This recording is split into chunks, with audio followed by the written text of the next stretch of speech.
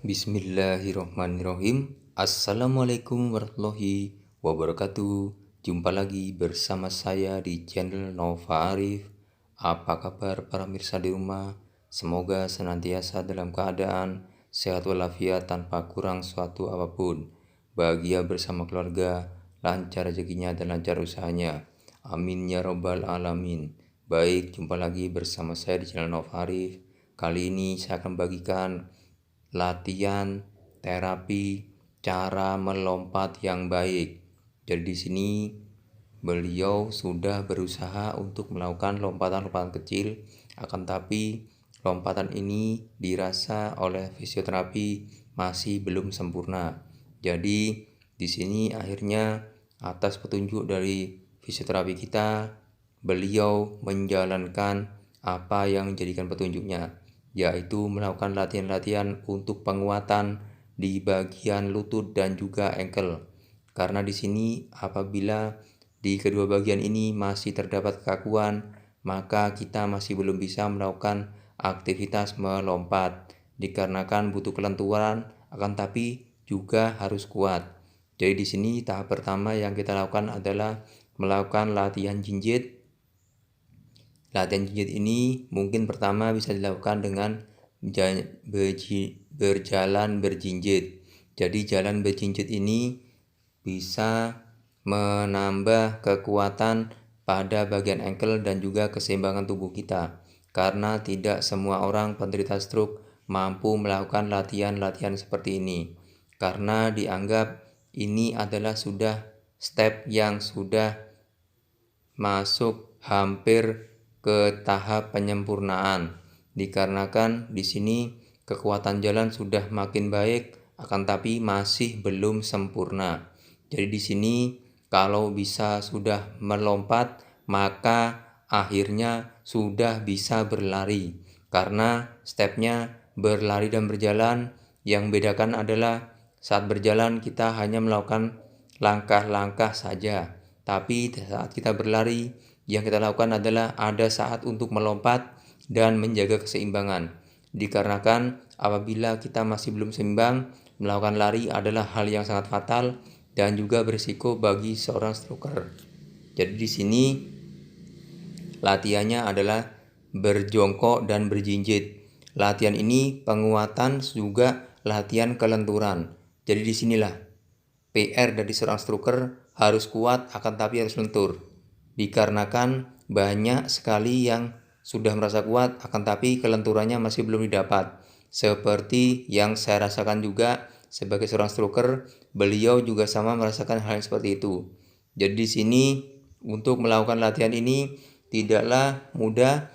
Jadi di sini terlihat sekali untuk menjaga keseimbangan harus benar-benar dijaga supaya tidak terjatuh. Inilah tahap-tahapnya bagi seorang stroker untuk melakukan latihan supaya kuat di bagian ankle dan juga lutut dan juga lentur di persendiannya. Latihan ini tampak sangat ringan akan tapi sangat-sangat menyiksa sekali karena menahan seluruh beban badan di posisi ankle, di posisi lutut dan juga paha kita. Inilah yang kita lakukan sebagai seorang penderita stroke. Latihan ini tidak hanya dilakukan dalam satu hari saja, akan tapi dilakukan setiap hari sampai akhirnya benar-benar posisi lutut dan juga ankle kita sudah lentur dan juga kuat. Karena kuat saja tidak cukup, karena kita membutuhkan kelenturan dari persendian kita. Apabila kita masih kaku, maka kita wajib melakukan kelenturan, teknik-teknik pelenturan di bagian persendian. Dan inilah caranya. Mungkin bagi para penderita stroke yang ada di rumah bisa menunjukkan latihan ini pada fisioterapi dan melakukan pendampingan terlebih dahulu di saat awal melakukannya. Dikarenakan bagi penderita stroke yang belum pernah melakukan latihan ini sangat beresiko adanya terjadinya jatuh ataupun tidak seimbang, sehingga ditakutkannya terjadinya cedera. Dan di sini terlihat sekali keseimbangan mulai goyang. Nah, inilah yang kita sebut sebagai gangguan keseimbangan masih. Dikarenakan kurang kuatnya posisi ankle kita. Jadi, apabila kita melakukan latihan, semuanya harus terkonsentrasi dan terkontrol. Jangan sampai apa yang kita lakukan sebagai latihan malah menjadikan cedera kita.